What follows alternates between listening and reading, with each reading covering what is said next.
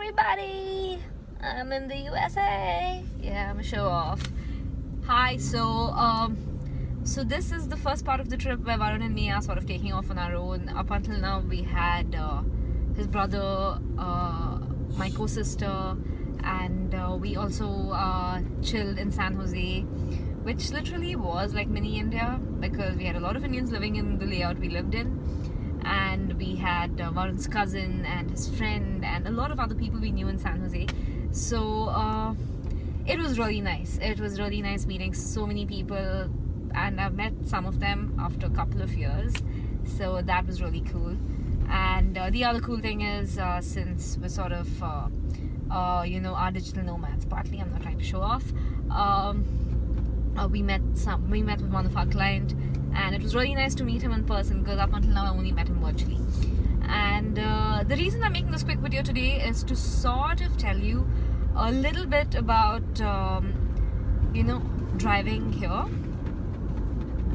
in the US. And we have been trained rigorously by Sharan, and it was very important for us to undergo that training because the first part of it we were in Stamford, Connecticut, and he really sort of trained us with the rules and a lot of these important details. So the first thing is here highways are known as freeways, right? So let me cover a little bit of the highways and then let me tell you about the car company rentals and other things. Okay, so freeways, how they're sort of constructed or formed is it's really interestingly well planned. All right. So what's interesting about it is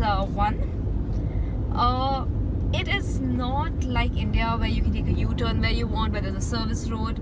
It's usually a freeway has anywhere between 2 to 5 lanes. And sometimes what happens is a 2-lane road becomes a 3-lane road, and a 3-lane road becomes a 4-lane road, etc., etc. And what they have is something known as exits. So what do exits do? Exits serve multiple purposes. So exits can be anything you take to get away from the freeway. It can be to get yourself into the city.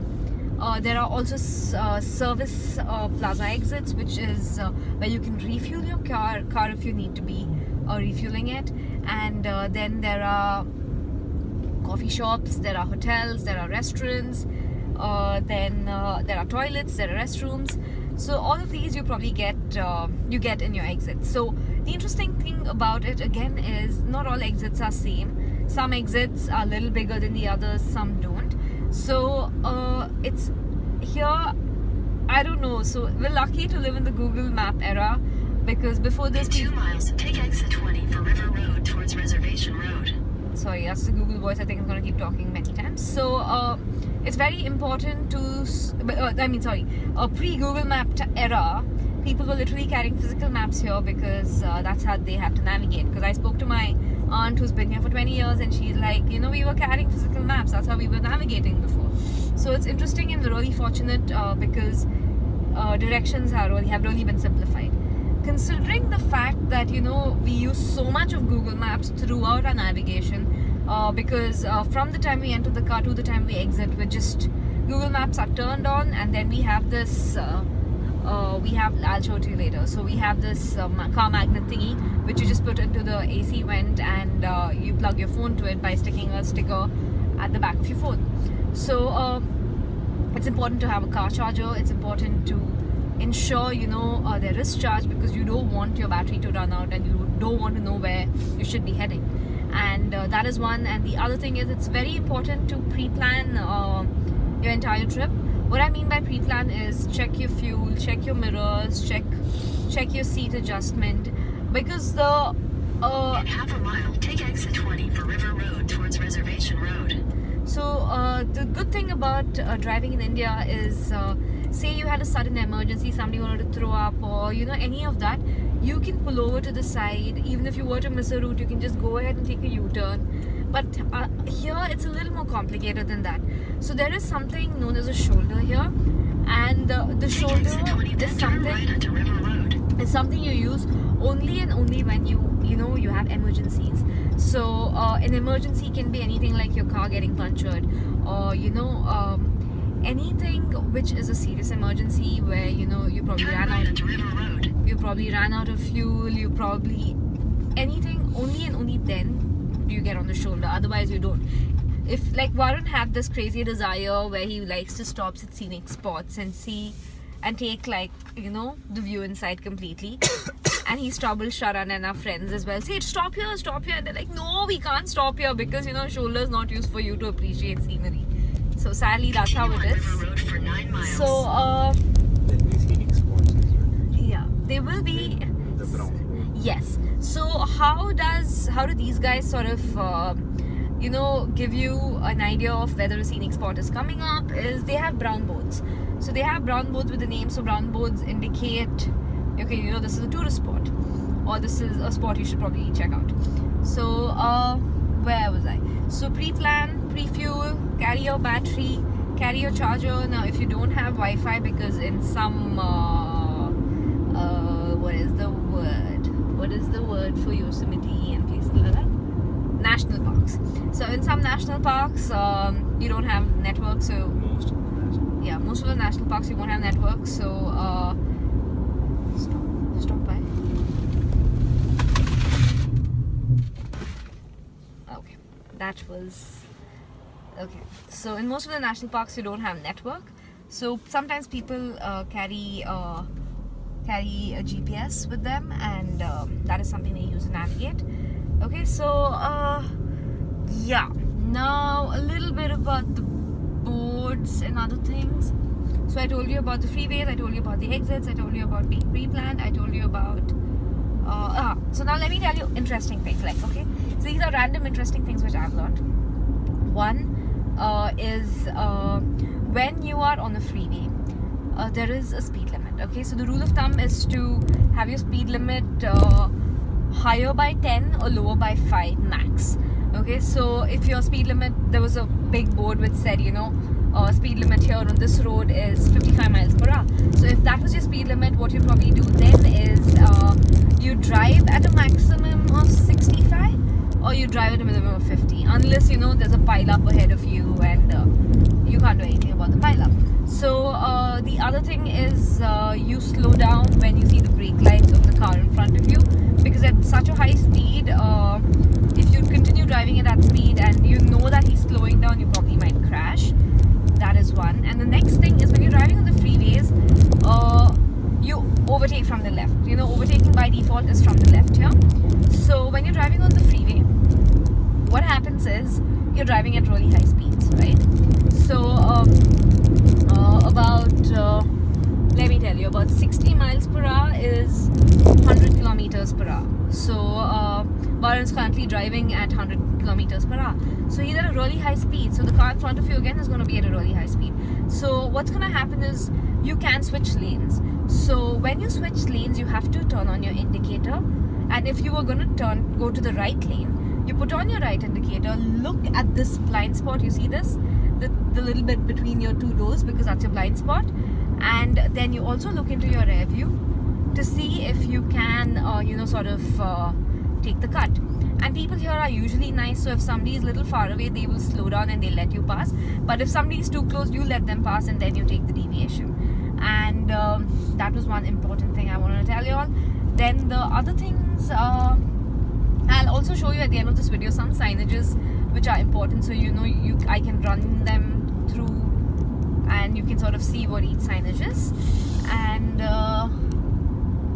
what else? I told you about the freeway, I told you about the left side. So the thing here about pedestrians is patrons are literally treated as God. When you see a pedestrian, you stop arm's length, a little more than arm's length away, and you let them cross. Okay, so you're never going to drive faster so that you get past them and then they can cross. You always stop, because I've never seen anybody here who has driven past pedestrians waiting to cross the road. So that is one thing. So it's really cool, it's really awesome, it's very un-Indian of us, but we also are a really populated country, so that is sort of justified there. And so that is one thing. Pedestrians, you ensure you let them pass. And the other nice thing here is so when people are leaving an exit and joining the freeway, what happens is there is a solid line. Okay, so you have a solid line and then there is a dotted line. So remember I told you a solid line stands for a shoulder. So this solid line is slightly different. So what this solid line means is you can't cross there. Okay, so say this is the exit and it's merging into the freeway and this is the freeway, right? So there is a dotted line here. So you're coming this way, you can't cross here. So maybe here it's the dotted line starts and here there's a solid line. So what the dotted line, solid line means is you can't cross there, but you pace up, so that your speed is in par almost with the speed of the people driving on the highway, and you make the switch. Because if you were at a lower speed and you made the switch, it would result in a car crash. And the other important thing, anytime any crazy thing happens to your car, look for your shoulder and stop. Don't ever stop on the freeways here, because people here are sort of trained to think with these rules and nobody can think outside the box. Like suddenly they don't expect it, because by default they're following all these rules. So we are sort of as Indians trained to expect the unexpected. Because let me tell you a few funny things which happened when I started driving here. The first thing I did was I honked at a pedestrian, and he was also Indian. Very cool, no? So, and I was like, and Sharan was like, why are you honking? And I'm like, oh shit, sorry, Indian of me. So by default we sort of honk, right, when we see people, because you're indicating that I'm passing, or okay, you please go. So here you don't honk. And let me now show you the amazing scenery in front. See Varun driving? Say hi. Hi. So the thing in the US is it's left-hand driving.